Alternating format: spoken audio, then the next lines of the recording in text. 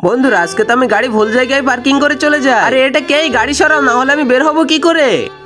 এখন একটা মেয়ে গাড়ি রেখে এসেছে, ওটা কে? ওটা তো আমার গাড়ি। বস রাগ করবে না, ওই মেয়েটার আজকে অফিসে প্রথম দিন। আরে চলে গেল। আরে যিনি তো দেখতেছে আবার তিয়ানকে তার ভালোবাসায় ফেলানোর চেষ্টা করতেছে।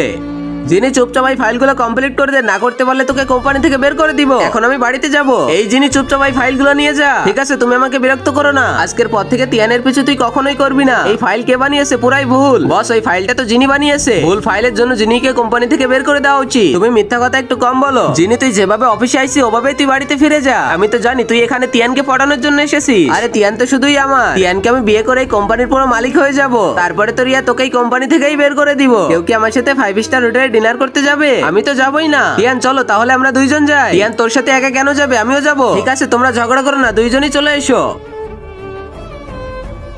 আরে এটা কি? আমার গাড়ি তো মনে হচ্ছে খারাপ হয়ে গিয়েছে। তিয়ান চলো না আমার গাড়িতে যাই। আর আগে মহান আল্লাহকে তুমি ভালোবাসলে লাইক এন্ড সাবস্ক্রাইব করে দাও। আর পার্ট 2 দেখতে চাইলে অবশ্যই কমেন্টে পার্ট 2 লিখো।